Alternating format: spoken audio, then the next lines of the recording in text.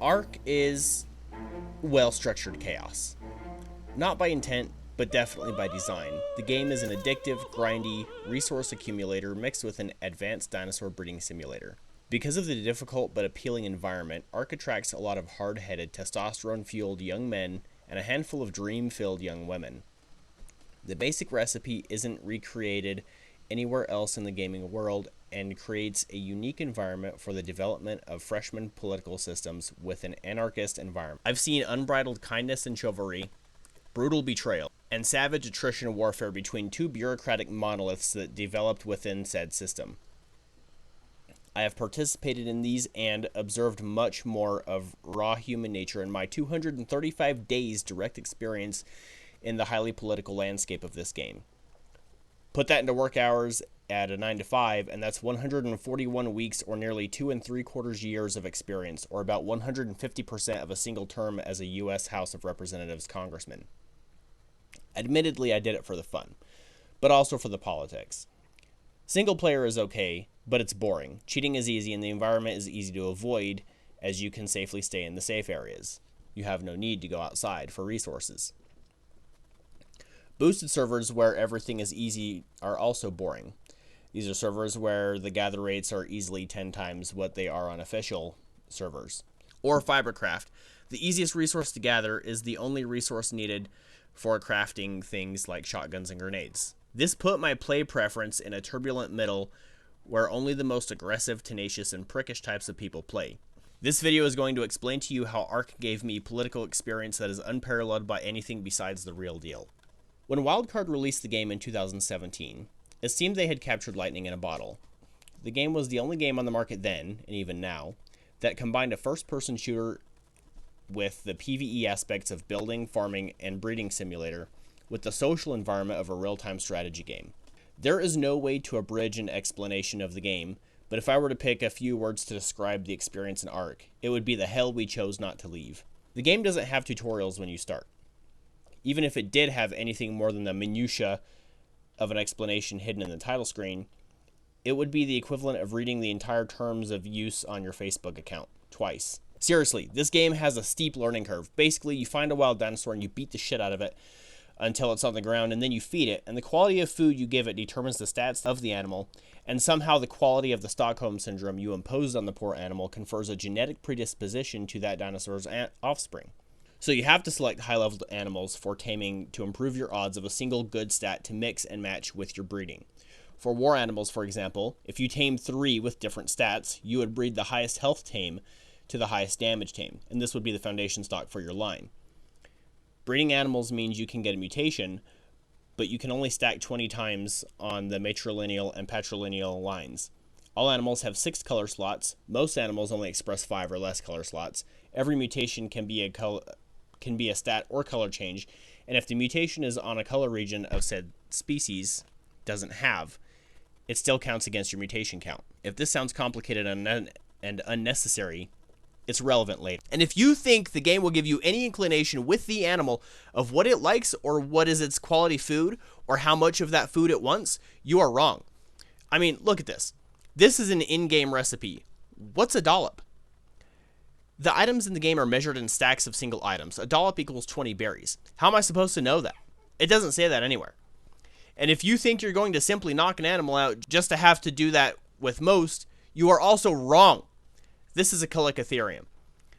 You have to quietly sneak up on it and put beers in its hands until it gets drunk off its ass, and then it will become your best friend. Don't ask what happens if the animal somehow notices the beer wasn't its idea.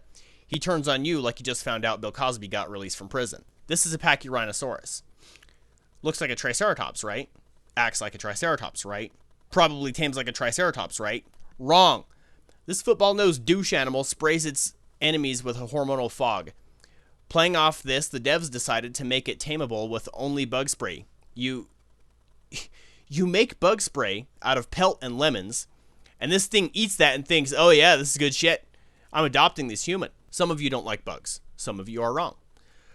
Ark gives you the joyous opportunity to cave dive, and with your handy bug spray, you can hand feed rotten meat to araneos and arthropleura, similar to getting the calico drunk. Most people don't have hyenodons, but if you're a masochist like me, you can don some ghillie, trap the stupid MF in a box and pet it until it loves you. But it runs around like Nick Jackelson after each pet. For wyverns and Deinonychus, the animals are so aggressive you can only tame them by stealing their eggs and raising them yourself. Anybody who's game-bred American Pit Bull Terriers or Malinois can tell you this really wouldn't be as easy as it sounds. These are just some examples of passive tames, but by far the worst and irrefutable evidence that Studio Wildcard is run by sadists is passive taming the Troodon. Taming animals is labor-intensive. Keeping your animals fed, protected, and breeding them all takes hard work. What's that? You dislike love and compassion? Look no further, Brev! You tame Troodons by feeding them your tames. The higher level, aka value of an animal, the better the taming affinity. The stronger the animal, the higher the taming affinity. But every animal has certain things that will or will not attack on its own, being a wild animal. In other words, a raptor will attack you, but not a rex. Not even a tamed rex. Same with Troodons, however. The taming affinity for animals is the same regardless of age. What that means is, you hatch high-value, powerful baby animals, knock their trusting little souls out. You used to have to do this manually, but now you can use cryopods. Then put a wild Troodon in the same space with the baby, stand near the baby because it won't attack that baby, but it will attack you. And when the Troodon goes to attack you, its area of effect, or AoE, hits the baby, killing it, giving the Troodon a kill, thus taming it. As a side note, Troodon can scout for human traps, knock people out like crazy. Do you believe me that this game is a toxic cesspit ripe for studying modern political frameworks yet? Back to the act of taming. First, you must acquire the kibble. The better the animal, usually the harder the kibble is to make. Here I am stealing wyvern eggs because they make extraordinary kibble. You also have to grow crops and gather berries for this kibble, steal honey from wild or tamed bees, and then throw it all in a cooker to make kibble. Oh crap, a random carno broke my stone water pipes. Son of a bitch!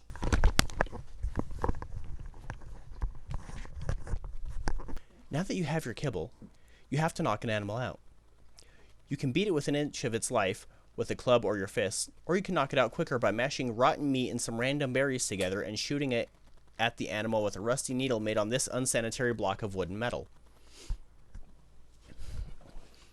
Building is easy in Ark, and though it hasn't always been this way, the building engine is mostly intuitive. You can't build in circles. No circles, you hear me? But if you fancy yourself good at building boxes and not accounting for the number of doors you will need, this is the building system for you. Building is a breeze. Everything snaps perfectly with no conflicts at all. Nothing ever attacks you while you are building. Among these things on your adventures, you will constantly be overheating, freezing, hungry, and thirsty. All of these drain your health. Being too hot drains your hydration, and being dehydrated means you won't recover stamina, which means you stop running when you most need to be able to run. As for food, this is the only game where you can eat 10 pounds of berries and 10 center cut beef shanks and be hungry again in 30 seconds. If you're familiar with survival games, this is worse than Minecraft. Cooked meat heals you, and some foods give you resistance to hot or cold weather. In the swamps, you can get attacked by leeches that can drain you or your animal's health and have a chance of giving you swamp fever. It's incurable unless you have the tech sleeping pod, which is an endgame item, or, ethics of the lessons this teaches you aside, grind up a few rhino horns with flowers and mushrooms, and that rotten meat berry cocktail I told you about earlier, which makes the lesser antidote. Fortunately, there's only one other disease. Unfortunately, megalania and giant bats can give you what is called mega rabies, which drains your health quickly for 80 seconds. The only way to survive this is to have high health, carry a rare and perishable antidote, or just eat the death and try to respawn elsewhere. Swamp fever is weaponized by trolls because it buffs your movement speed, but it debuffs all your other stats, so it's a headache to get smacked with this disease. Nobody really uses mega rabies, though. I have seen at least one person online using the one animal that can carry both of these diseases, dodos, as carriers of both diseases and dropping infected dodos on someone else's base to spread the infection. It's a highly impractical way of trolling folks, but it's just one more facet of what playing online with other people involves. Even dodos are dangerous in the right hands. I even had an idea during our war, more on this later, to weaponize tamed bats to bite people when they attacked us. My thinking goes that they enter our cave, get bit by the bats, get mega rabies, get killed by the turrets, spawn back at their FOB, or forward operating base, with everyone else in it, and spread the disease before time before the 80-second timer runs out. I never got to test it, but it would have been extremely toxic to the invaders. The devs have an entire website devoted to reporting problems in the game, but 95 to 99% of the time, they will not help you. For example, I've had several tames come up missing, which online and in your early meta can be a life or death situation for your playthrough. So I report the animals. It's even in the report list right here. Still, after months of being told due to internal policy we cannot replace your tames, they still allow you to report the issue. Ark is toxic in part because you are the company you keep. You are the leader you are led by. Ark devs tend to be rude and unhelpful, and I believe this rubs off on the player base. More on this later. There is even irrefutable proof of our enemies on my current cluster, more details on that later, cheating, and the devs have done nothing. But the devs dev-wiped our allies' strongest base for the same reason.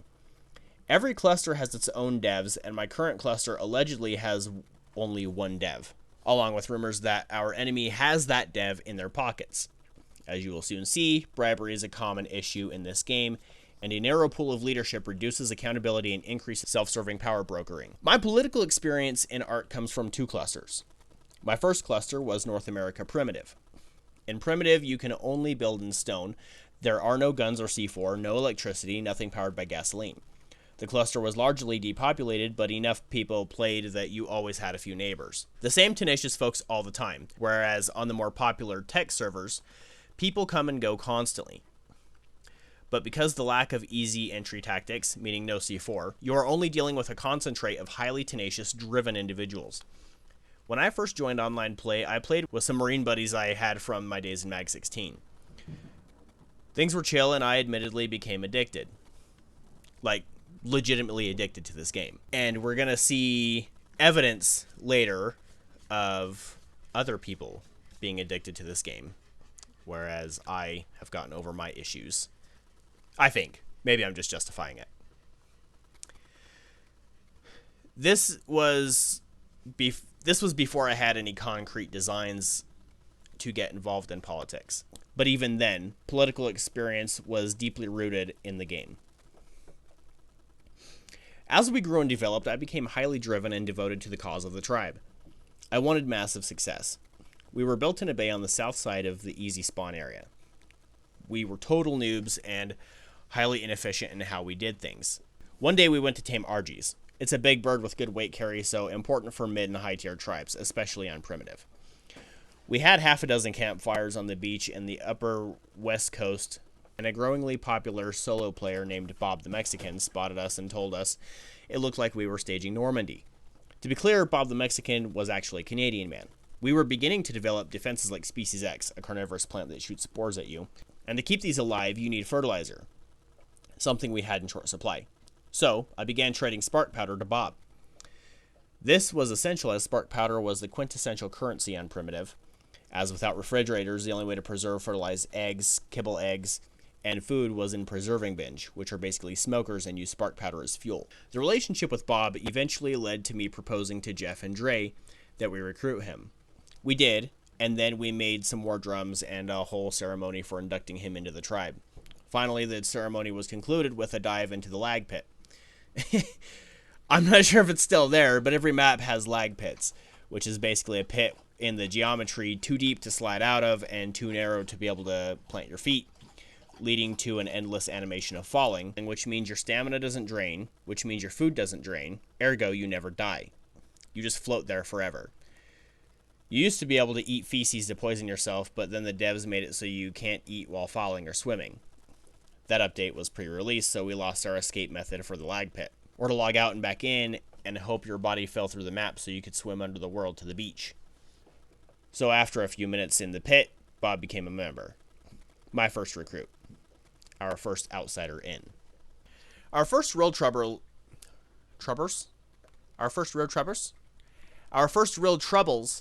and of course this was 6-ish years ago now, came when trolls named Whip and Nene joined and really enjoyed messing with us. They started killing our animals and breaking into the spread out aspects of our base. They never got into our main stuff because of the Species X. I remember the first time I personally took the fight to them. Nene had run up on the river and was trying to flank us. I had on the previous day tamed this nightmare fuel called a Caprasuchus, and its special ability is to lunge, grab a smaller animal or a player, and you can maul them this way.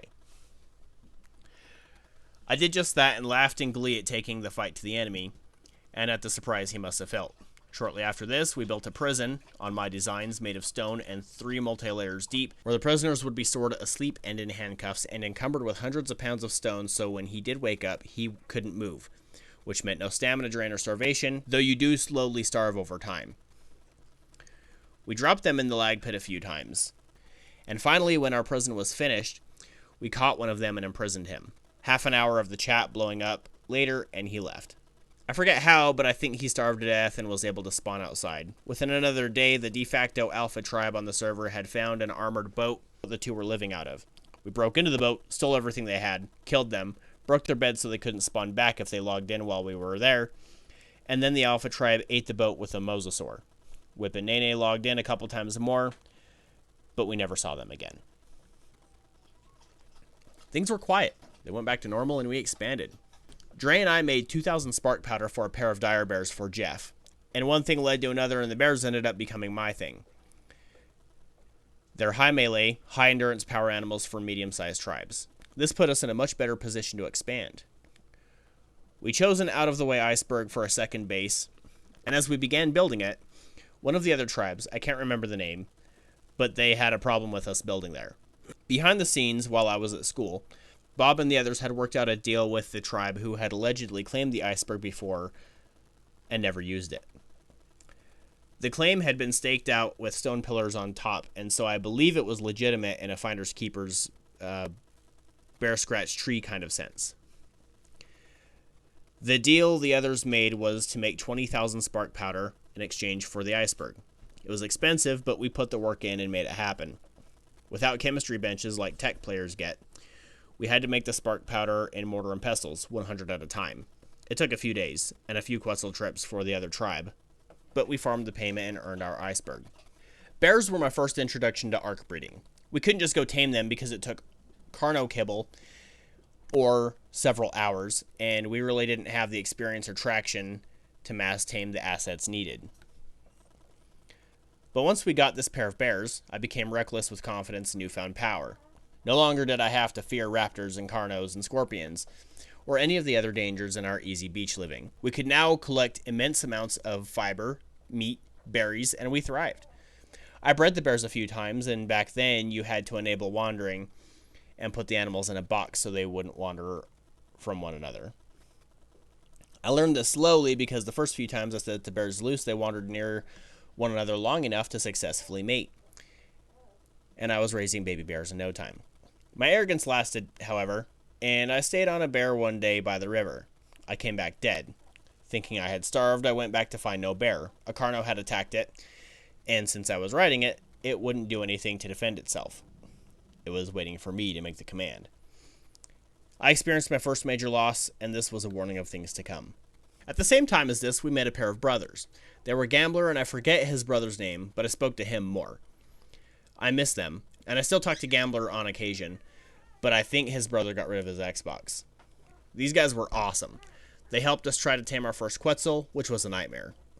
The game had recently updated with a swamp patch, so Caprasuchus and other things had been added, and the swamp was awful anyway, but this killed one of my bears. I hadn't bred them too much, which theoretically was fine in such a peaceful server. Well, I died in the redwoods, where they were trying to knock this Quetzal out, so in a fit of anger I spawned back at the base, grabbed a bear, and ran through the swamp to get back. It's commonplace to leave animals on passive, meaning if they get attacked or if you do, they don't attack back. I leave my animals on neutral usually, but for whatever reason the bear was on passive. Doesn't matter how strong it is, if it doesn't attack back, it will die.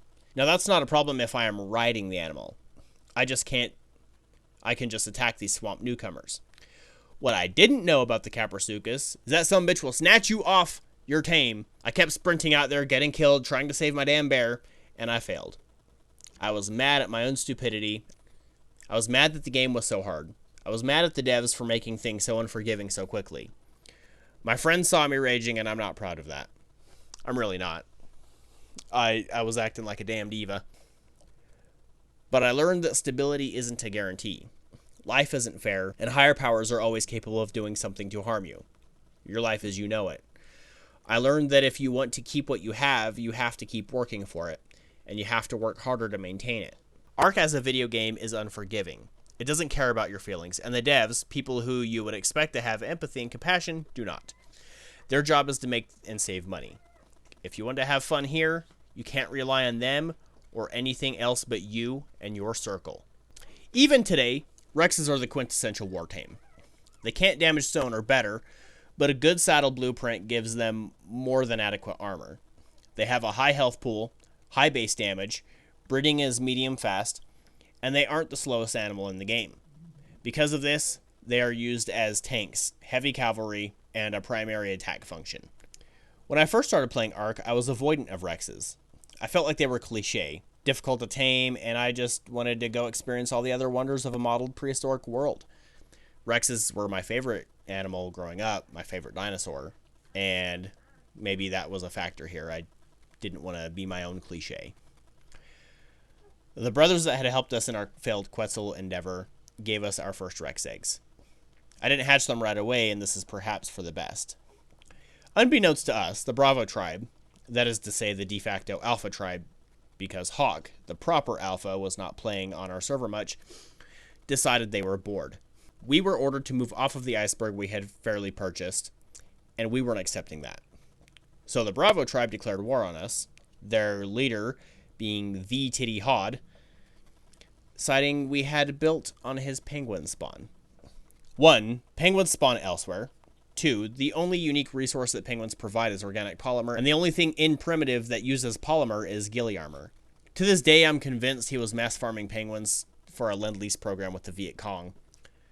The first base our enemies unwisely attacked was my sprawling South Beach base. Lots of animals, lots of them weak and substandard for the theater, but it was peaceful and we had no real need for war tames. They staged a few Giganotosaurus in the river by our base, and I immediately went on the offensive. I took an RG and flew sorties over them, picking them off the Gigas to slow the advance.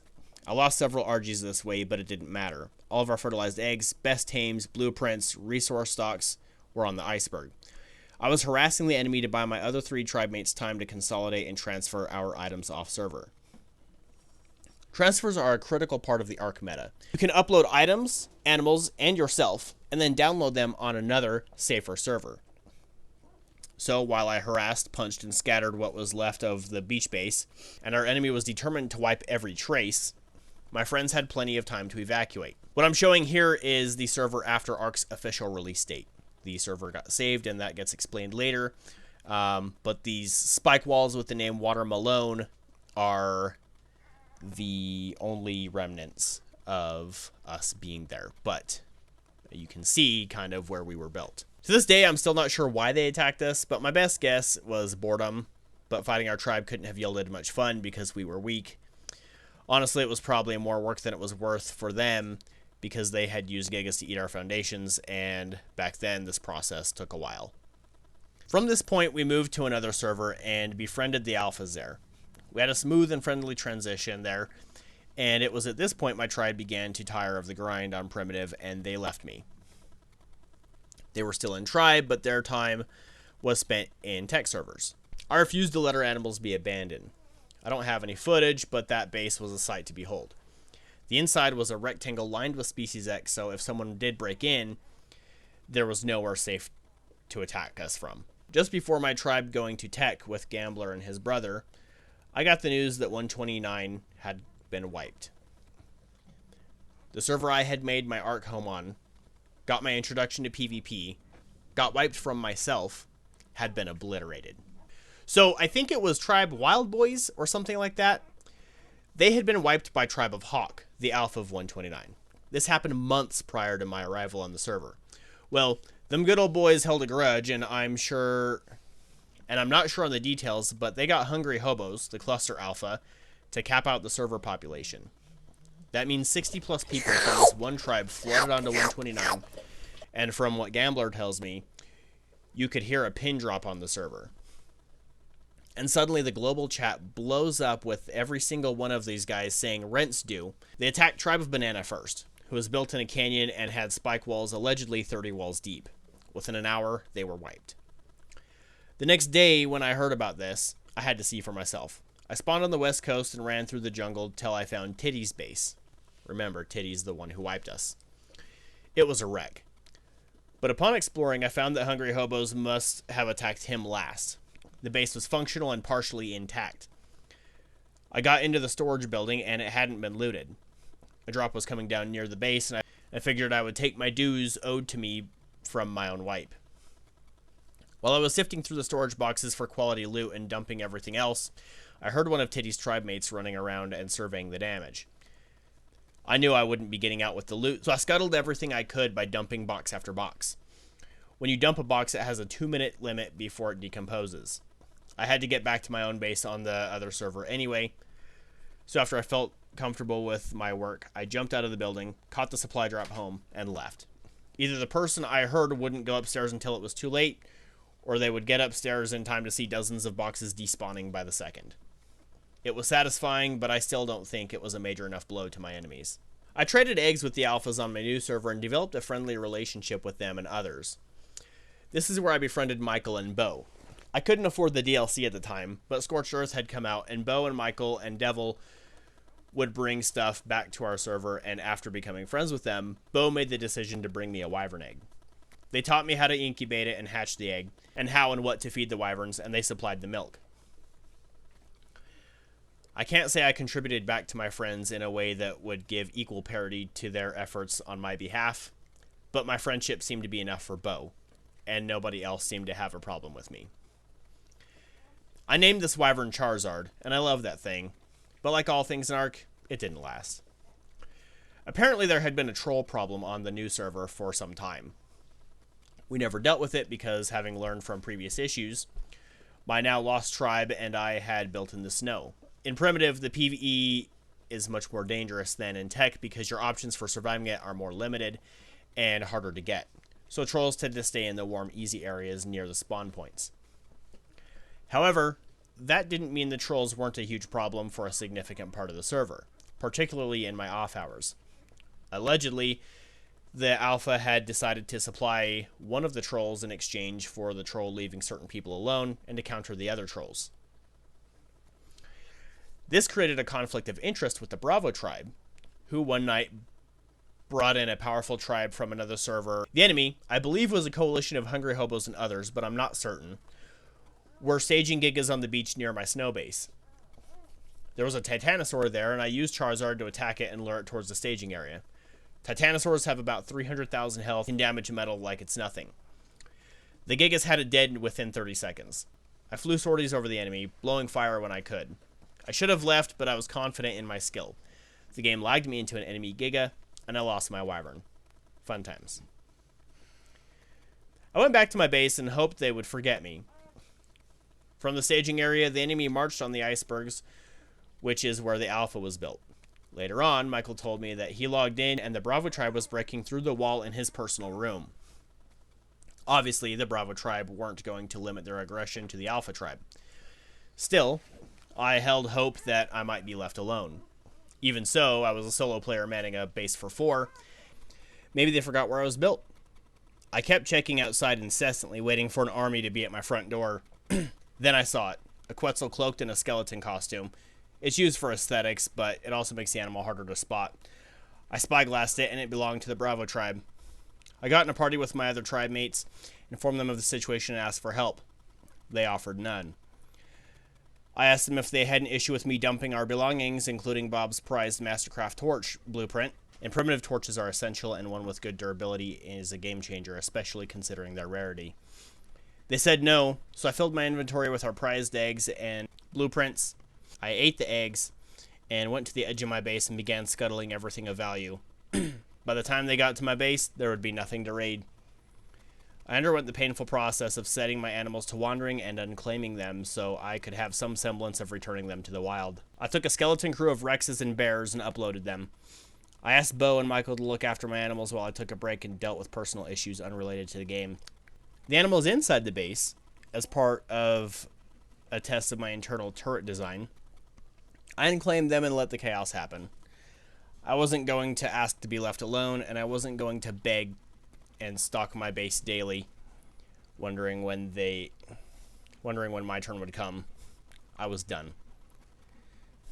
Here, you're going to see footage of my next base, followed by a tour of Alpha and Bravo tribes in Primitive. This tour will show you the differences and expectations of what a successful tribe in an environment like this, what a successful tribe in this environment did to get there. Later, during the interviews, I'll provide tours of Alpha tribes on tech so you can see the differences in culture and environment required to be successful in tech.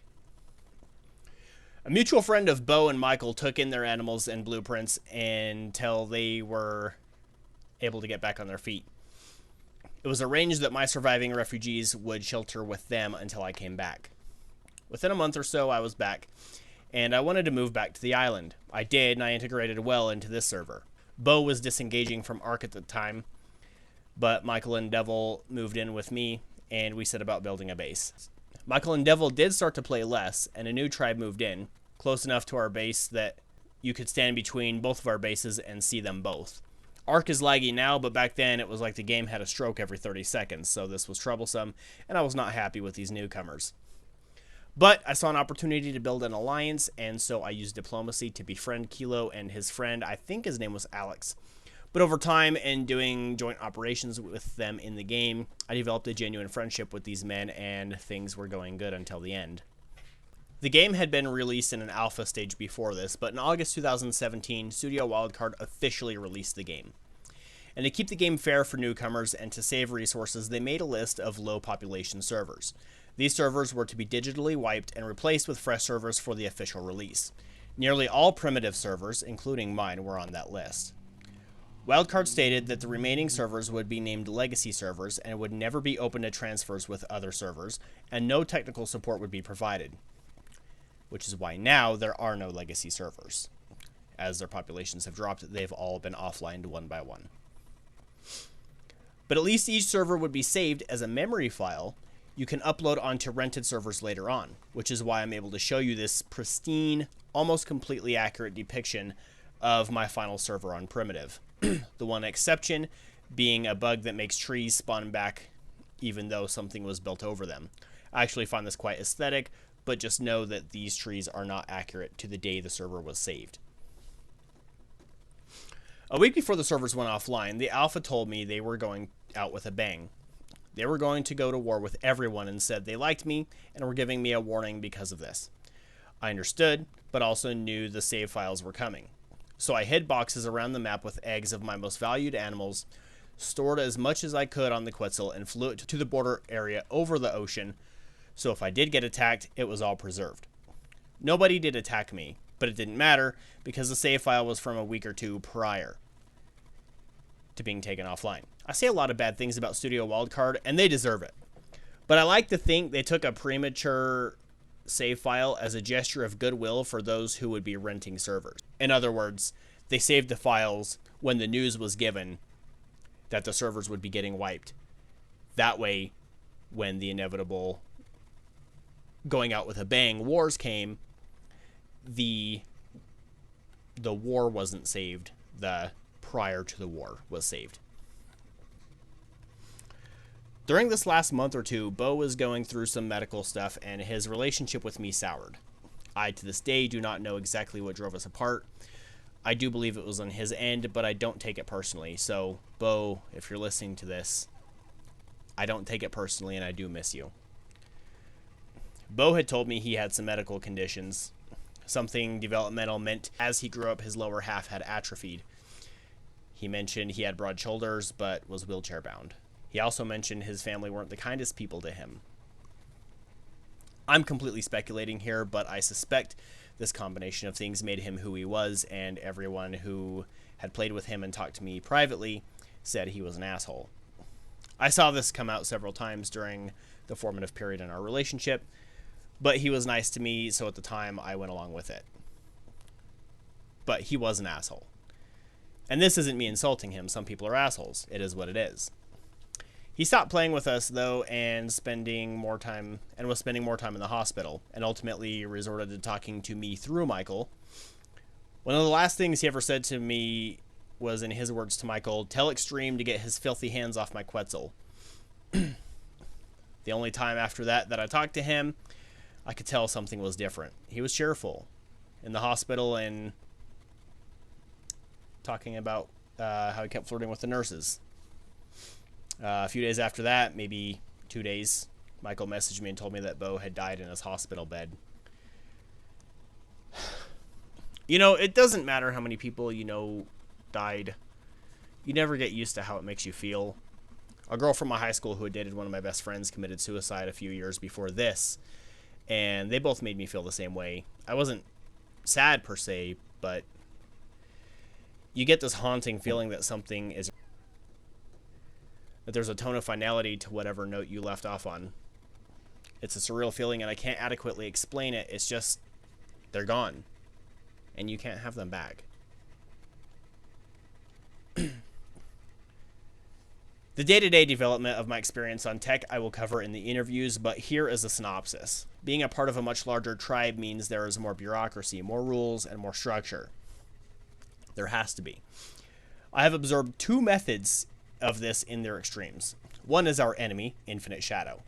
The leadership is structured like a pyramid, which until recently had a single man at the top.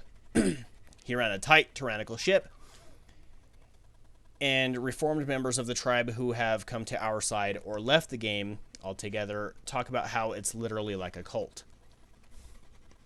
From the moment you're brought in, you are bombarded with propaganda about us, and the initial meetings are full of kindness and respect. After that, the propaganda continues, but the leadership uses harsh words and strict regulations to keep control, and because of the positive first impression combined with the propaganda, recruits never really consider risking their gameplay to join a weak and disheveled enemy, aka my team. Some fun is better than none, and that makes the harsh environment worth it to them having been indoctrinated to stay that way because they don't know any different. The other method is much more like a democratic republic. The alliance I'm representing allows a good deal of free speech and allows a lot of personal freedom. This is especially valuable in strategic deployment of assets, but it's also valuable for morale purposes. I have noticed that my allies are less organized on average, but more motivated and more willing to continue the war than any individual from Infinite Shadow. The freedom with which information flows within our alliance does mean we are at a slightly increased risk of people leaving our tribe for the enemy, but more importantly, it means that any enemy spies embedded within our ranks are able to relay accurate information in a timely manner to Infinite Shadow. Because of this, and because the definitive numerical and breeding superiority Infinite Shadow has over us, we have had to develop our strategy of warfare around the assumption that our enemy knows more, has more, and is better equipped than us collectively. At first glance, this sounds hopeless, but because the enemy is only somewhat larger and owns nearly every server, hit-and-run tactics have been highly successful at wearing down the enemy. Most of their numbers are in farm tribes, not proper affiliates, but instead a third-party independent player base bullied within the game to provide material for Infinite Shadow and their war effort against us. A quick note, on the map Extinction, you can tame Titans, and they have high health and damage. It is a temporary tame, but they do extreme damage and are useful for destroying large numbers of structures in a short time. The game prevents you from building within a certain range of enemy foundations, so it is a best practice for established tribes to build thousands of foundations and lay them in an area denial effort near their main base, especially if it's in a cave. Titans are an especially practical counter for this, and they clear this spam like it's nothing. Even if the foundations have pillars, which count as foundations with less health but are harder to hit, and spike walls, which are breakable but do damage as they are damaged. All of this combined with individual lower morale among our enemy means that as we clear spam to build FOBs, aka forward operating bases, against the enemy, they are inspired to pressure their client tribes to farm more. Since the cost of taming Titans is proportionally lower in all regards, including man hours, the effort we put into clearing spam is much smaller than the effort put in to replace it. In other words, we are, with little effort, irritating the smaller client tribes of the enemy and straining the enemy's relationship with their farmers. This disruption has caused several small rebellions and has created the foundation for circumstances for some of these tribes to completely sever ties and come play with us, where they are expected to carry their own weight and some tribe weight, which is a much better burden on the individual than the enemy strategy, which is mostly successful because the enemy's reach more so than its competence in human resources. The toxicity within the enemy leads to less consequential internal conflict, but when it does happen, it is more explosive. Recently, the leader was ousted by inciting and replaced by his two number twos. Inciting is when a tribe is betrayed and destroyed or damaged from a tribe member within that tribe. This war has largely been defined by inciting, as both sides have been just strong enough to not be toppled by the other, so inciting and even the payment of real-world currency to that end are highly attractive alternatives to dragging the war to its inevitable attrition conclusion. Because the war is on crossplay, that is to say Xbox and on PC, PC players are more easily able to download software to let them cheat. This includes, but is not limited to, auto-aim, auto-replacement of broken armor, speed hacking, which means you move faster, and X-ray vision, seeing players behind rocks, and being able to detect them within range. Because of this, the laxity of Studio Wildcard not enforcing the terms of use and the community standards which both prohibit cheating, cheaters are perhaps the most valuable asset to both tribes, with the exception of farmers. To my knowledge, the enemy tribe has had more cheaters for longer, but I don't have access to specific data on who cheats and who doesn't. I only know a few names and my 7-month experience on this cluster. Along the lines of the bureaucracy in warfare, each animal can be classified into one of several groups. Soakers have high health pools and are often a special ability to go with that. DPS tames usually have low or proportionally low health but deal tons of damage.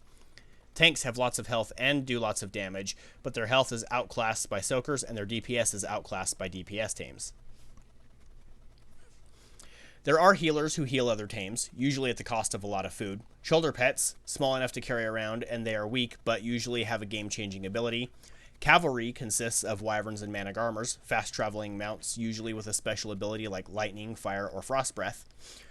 Farmers specialize in collecting a handful of resources, flyers fly, and then specialty tames like the phoenix, which poops pearls, which are useful for electronic production, snails for cementing paste, or gotchas for passively producing things like black pearls. Because each animal plays a specific role, and different people have different connections with these, I'm really good with tanks and flyers and cavalry. Some people that I know are exclusively dealing with soakers, etc. Any large tribe usually has at least one of these tames. The uses for some are rare, but a large tribe like mine can find a use for any animal. Bases are built most often in caves for the defensibility, but structures take 6 times damage, so the cave is almost always chosen with a trade-off of lots of internal space to fit specialty animals, breeding and resource areas, production areas, storage, and teleporters for travel. My tribe is mostly built on the map Genesis, where Titans, flyers, and most cavalry are unmountable and practically useless, making our small asset distribution proportionally much stronger against the enemy, but because the enemy maintains a presence on nearly every map from Scorched Earth to Extinction, most of their bases are vulnerable to our tactics, but our tactics are almost useless when employed against us. The current pattern of warfare is for us to, on a daily basis, strike the enemy in several places at different times, destroying teleporters, ghost-soaking death walls, and clearing spam. It has progressed to the point that the enemy is either unwilling or incapable of replacing what we destroy. This is excellent news, as we will soon be able to fob on a base and possibly take it, forcing the enemy back once more. If this pattern continues, the war will only end under one of 3 conditions. The cluster is removed from active service by Studio Wildcard. One side collapses on account of morale or manpower and capitulates, or one side leverages a high-powered alternative. The latter has happened once. Infinite Shadow spammed reports to the mod for the cluster and got the primary Fire Nation base dev wiped. This was a critical blow, but the Fire Nation component of the Alliance continued on for several more months. acting as a deteriorating lightning rod, and the time it perished, other tribes allied to Fire Nation had had time to build significant presences. This development was observed by myself and others, but by wisdom or by luck, none of our talk of it got to Infinite Shadow, who was completely surprised that my current tribe, Hyperion, even existed. They had no idea the tribe was still on cluster, let alone how much of a legitimate threat they were. In celebration of defeating Fire Nation, Infinite Shadow had planned to fund civil war to rewipe the cluster. When they found out such a large presence of the Fire Nation alliance was not only intact but thriving, they almost had a civil war over deciding what to do with us. The result was a mixed bag of ideas, and a sputtering unity developed with the goal of wiping Hyperion and Hydra, the thriving remnants. But because the information came so suddenly and so forcefully to Infinite Shadow, and because the primary motivations Infinite Shadow had against Fire Nation, mostly inciting and drama, didn't exist with Hyperion, and to my knowledge only slightly with Hydra, the goal of destroying these tribes was significantly watered down, and the war proceeded, but not with earnest. At this point, it's just the few leaders who want power driving their end of the conflict. Because as you will see in the interviews, control in the game gives the same satisfaction as control in real life and fills certain personal voids some players have. Interestingly, this void I mentioned seems to exist exclusively within the enemy ranks. This desire to fight is not completely agreed on by the enemy, and the aggression is not agreed on. Meanwhile, my alliance is in full agreement on the enemy and the goal, and that is why the enemy is struggling. The enemy made no significant advances against Fire Nation during the war until the dev wipe, and even after the dev wipe, the alliance still made more progress than the enemy. After a major event, and with actual money exchanged, all of our major bases were incited. That is to say, all of Fire Nation. I was in Fire Nation at the time. Were incited, but the alliance tribes had wisely not had everyone added to every map. This compartmentalization was integral to saving our allies from our traitors. The incitings were devastating to Fire Nation, and fed the false sense of security Infinite Shadow had in their closure of winning the war. Now, Infinite Shadow is again making no major advancements in the war. Their cheaters are negated by our cheaters or by garrisoning tactics. Their flyers and titans are useless as well on our map. So all of their favored strategies have been nullified by our strategic considerations. And though the enemy has proven competent to adapt, their tactics are largely inflexible. As a bureaucracy ourselves, we are also vulnerable to this stagnation, but the flow of information we share despite its risks allows us to keep moving ideas and information along quickly, staving off the development of strategic rigidity. The leadership and I are in agreement. Attritional guerrilla warfare is our best asset currently. And that's another thing about politics in this game, is talking to one another, maneuvering the game's social constructs, the tribe you are in, the tribes you are friendly with, digesting the rumors and hearsay of the tribe you are against, coordinating all of this information together with friends to strike appropriately, and navigating this entire complex system while also performing in the stressful, hard gameplay environment created by Studio Wildcard. In the next segment, I will be interviewing key players in this complex web of relationships and maybe even get some voices from the other team. Hey guys, thanks for watching my video. Hopefully now you can see how art creates an opportunity to study freshman political systems. In the description, I'm going to share links for other YouTubers so you can get a taste for the different aspects of the culture surrounding ARC, and so you can see the different nuances in the political systems that can develop here. Hopefully you liked my video. It took me forever to make because I have no idea what I'm doing, but hopefully my turnaround time on quality videos will improve. That being said, I had a great time. I hope you did too. Don't forget to dislike and unsubscribe and leave a hateful comment. Thanks for watching.